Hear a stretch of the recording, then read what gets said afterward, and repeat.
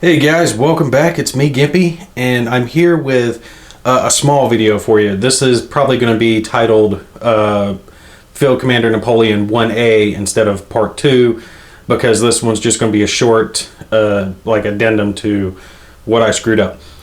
Thankfully, one of the commenters in the previous Part 1 pointed out what I had missed, and I have no idea how I missed this, but I did. It's just, I don't know, maybe it's the fact that I'm playing so many games and I'm trying to learn others off camera for the next video while I'm, got one playing, and I just get myself too distracted while I'm doing it. I don't know. But I missed it and was reading the defeat condition on the map as kind of like the victory condition. So I was reading it that I just had to hold the two, which it's not. The victory condition is actually taking all the objectives that are on the map, unless it states otherwise down here that, hey, there's a specific victory condition, maybe defeating so many enemy troops or something to that nature. But this one, the defeat condition is that I have to hold at least 2 cities. So I've got that at this point, but I didn't realize that I was screwing up and not thinking about or didn't know that I needed to capture all of these. Because I was like, why push here and activate those big stacks of troops if, it's not going to do anything for you? I can just wait it out and let them come at me in spurts. But yeah, that makes sense that I was just screwing that up, and it makes sense now why a big stack of enemy troops is going to come there, and I'm going to have to push up there. So I have to change my whole battle plan here on what I'm going to do. I already went ahead and took the troops that were here. If you guys remember at the end of the previous video, there was one battle left here to be resolved. I've gone ahead and set those up. I'm going to play out that battle since it's a very quick, short battle, and just play that out for this video, and then we'll pick up on the following turn on the next video with a full video in itself. But I wanted to make sure I hit this quickly of what I screwed up. I do apologize for that. I am human. I'm bound to make mistakes occasionally. Like I said, I've got a lot going on. I got the baby coming and a couple other kids keeping me occupied. Christmas going on, New Year's. So you guys will just have to forgive me for that one. Don't burn me at the stake. But like I said, we're going to change our battle strategy, and I think I can still pull it out. I don't think I wasted too much time. I have taken out a good chunk of the enemy forces. This battle, I can almost guarantee, is going to be a victory for me, because I was 3 points shy here of having envelopment, and the first one of their guys that I kill in this upcoming battle here is going to cause them to rout. So those 3 guys are gone, and I should be able to take and push with Napoleon over to here and take out Milan, while the southern forces push right, and this huge stack of recruit troops here that I'm going to have to figure out go over here to Genoa. And taking out these 2 cities will reduce the amount of reinforcements they're hitting me with, while increasing the amount of supply points that I'm getting, so I can really stack myself up, throw some garrisons and fortifications on the table just to ensure a random troop hitting there isn't going to hurt me, buy as many of the recruits as I can. And I'd like to take and try to merge the north and southern armies into one group and slam them into Mantua. Because when I do that, that's when that other big stack of guys is going to activate, and they're going to activate up here. And there is just a big stack of these guys. They have what? They have 3. They've got 3 cannons and 2 garrisons here that I'm going to have to take care of. That's going to be a pain in the butt to deal with. But if enough of my forces survive this, and I can take out these 2 cities quickly and not lose too much here, I should have enough to rebuy whatever I lose from this battle to take out their large force. And we should still be able to pull a win out, unless I just, dice gods let me down or something of that nature. But I do apologize about my goof. I'm sorry about that. Try not to make that happen again. But let me take and switch the camera over here. We'll play out this battle real quick, and then I'll take and edit the video up and get it up for you guys real quick. Alright, so we're here at the battle board and we're ready to go. I am going to take and slow down just a little bit on my battles. I noticed when I was doing the editing on my previous video that I was just a touch fast on it, and it was a little hard for me to get all the counters up on screen to show everything, so I'm going to slow it down just a little bit so I can make sure and get the counters up here in the corner for you guys. But like always, we're going to start our top, work our way down. I do already have my forces and enemy forces placed out. For the enemy, like I said, it's just 3 counters. They have, what is this, De Vital, someone's going to have to tell me. De Vital as 1. He's a weak little 3 strength infantry. And then we have the 2 Die Chat guys. So 1 infantry, 1 cavalry. My forces consist of, what was this? Syrie. What is this? Maynard. I think I got that one right. Garnier, something like that. A garrison, a fortification, 2 recruit cannons, and Kilmaine. So I've got more than enough forces to take them out. I'm going to employ my same tactic that I used previously. They're not as far back because I don't have Napoleon here, so I can't use my insight to force them back an extra line to the reserve to make them chase me. But like I said, any 3 points of theirs that get killed is going to take and cause them to rout, and their weakest guy, their little poor infantry group here, has 3 points, so hitting them is going to take them out. So my battle plan on this one is going to be the same thing I used previously, the grape shot. I'm putting it on my best cannon, which is a 5 strength cannon. That's going to make it a 7-1, so it'll be superscripted of a 1, which will be nice just on the off chance that I do roll a 1 to get a couple of hits on them. But that way I'm very likely to get at least a couple of cannon hits before they get here, and that's all I need is 2 hits to take the weak infantry out before they get over here, as long as nothing bad happens on this fog of war roll. Now they don't have any supply points, so I'm not going to have to worry about any modifiers. I've already got my little counters down here for their battle plans. 2 for them, as I said, just 1 for me because I've got no Napoleon. Slide that battle turn counter off there, just have it out of the way. And you guys can see I don't have any scouts yet. I haven't invested in them, and I haven't mentioned them very much, but scouts can be used to re-roll things like your fog of war roll, and you can do that as many times as you have scouts, so they can come in handy if you have a real bad roll. But let's take and roll here and take what we get. 9, not good. Inflict 1 hit on your forces in 1 random French occupied city. Okay, well that's gonna have to be, well, this is the battlefield. I'm in a French occupied city, so I guess it could be the forces that I have here or the forces that I have at the other French occupied city. Of course, it's gonna have to be something I gotta think about instead of being real easy. Which one can I repair real easy? I think it's 2 points to take and refit someone who's hurt. How bad does this guy get hurt? Okay, yeah, we'll just do this guy that's here on the board because he only loses 1 point. He goes from a 6-3 to a 4-2, so he only loses 1 combat point. He's not one of my better troops anyway.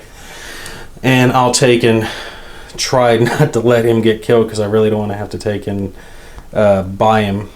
And something that I've noticed that I was thinking about is you can buy troops weaker and then refit them later, like, you know, pay to have them flipped over. So for example, this Syrie guy, he's level 7, or he's got a combat strength of 7.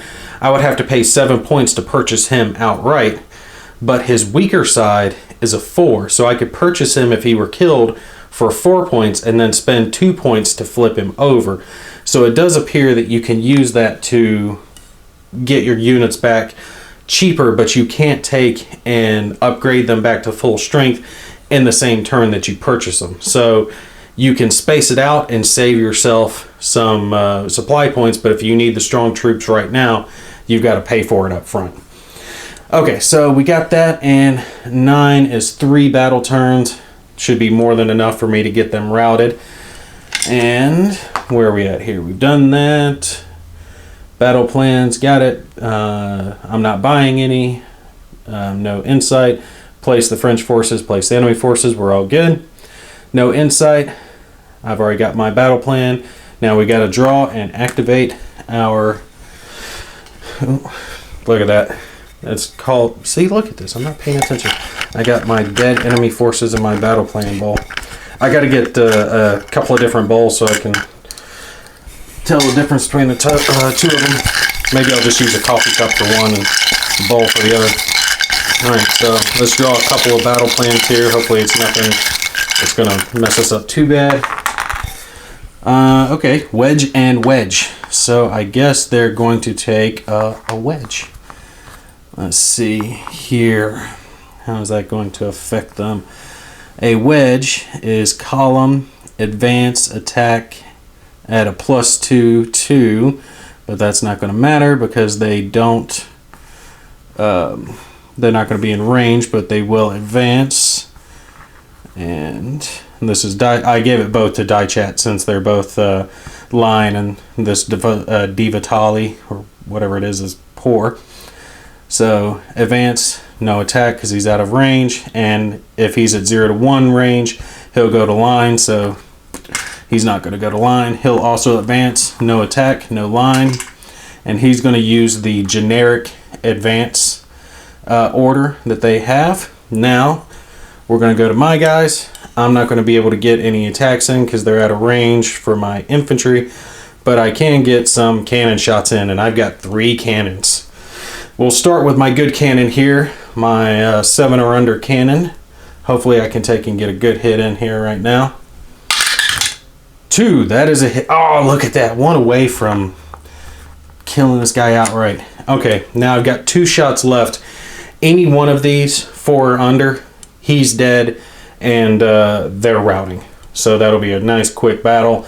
Kill off these guys, and we can try to pull this campaign out of the gutter that I started it in.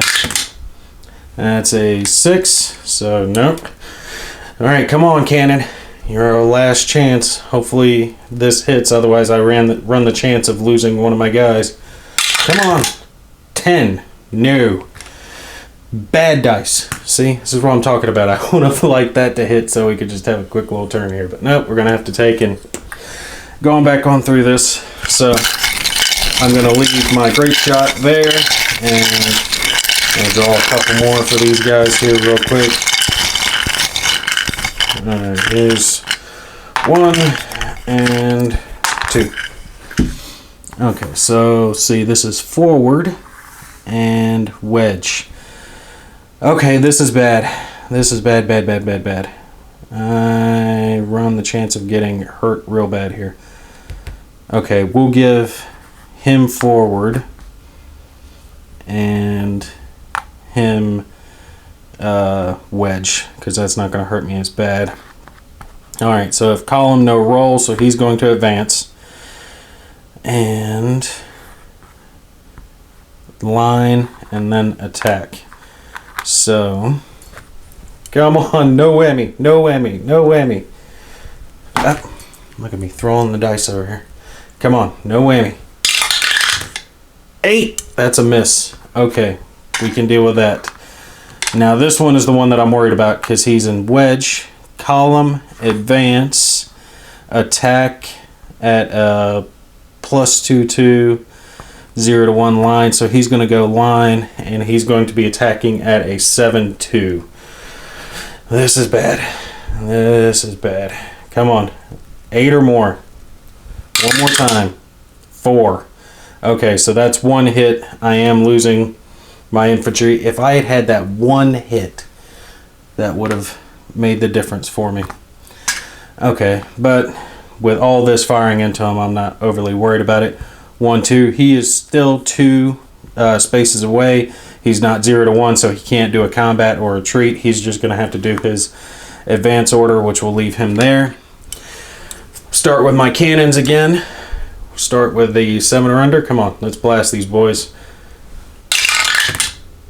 You got to be kidding me. 8. Alright, so that's a miss. Now I need a 4 or under on either one of these cannons. Recruit or my fortification. 8. You gotta be kidding me. Come on here. I need one thing to die. 7. Okay. This is really starting to be bad. Okay. I'm gonna fire with these guys before I run up. Well, should I just run up with my cavalry? Yeah, let's make them do a shock check. I will take and run the cavalry up, and we'll shock check them. And it's gonna hit their lowest guy here, poor. He's gonna take and need to roll a 2 or under, which again will cause him to take a hit and retreat, but he's already wounded, so that's just going to kill him. You gotta be kidding me. You gotta be kidding me. A 1? You gotta be kidding me. Okay, let's fire with our garrison. Let's fire with this guy and let's fire with this guy. I've got 3 chances, 2 5 or under and 1 7 or under to kill this guy. I've had 4 things miss right now. You gotta be kidding me. The dice gods are letting me down. 2, finally he dies. They're routed. Okay, garrison got him. I'm still gonna take and fire with my remaining 2 guys. See if we can get them killed off. And this is Manuel. Is it Maynard? Yeah, Maynard. And it was Kilmaine who ran up on the cavalry, but he was useless. Alright. 3, so that's a hit. We'll apply it since both these guys are aligned. I'll pick to apply it to the cavalry, which will also kill them. So we'll toss them over there. And last one is Surrier. I need a 7 or under on him to take and get another hit. 9. You gotta be kidding me. I have shot for shit. Okay, so that takes care of that turn. But I don't have to worry about the turns anymore because they're routed. They've only got 1 left. They're not going to draw any battle plans. They're just going to go straight to retreat. No roll routed. They're just going to go column and retreat. So we'll go to my turn and I'll try to blast him with cannons because I prefer he not get off the board and survive to fight another day because he could reinforce something. All right, my 7 or under. Recruit cannon. 10. It's like the dice gods are against me here. Alright. 2 cannons here. 4 under. 7. Next one. 7. You are kidding me. Oh, there's just something bad. See, since I didn't march my guys up next time, if I march them up this time, I'd have to roll to activate, and they'd still march up and he'd still run away, so there's no point in me running them up. They can't do anything. I can attack with him, or I can take and shock. But if I shock and he fails it, then he'll take a hit and retreat, but it'll cause him to get hit, but he also gets 1 closer to doing it. But should I just attack? Let's see. If I advance with him when I march, I can make 2. So I'll take and just go for the attack with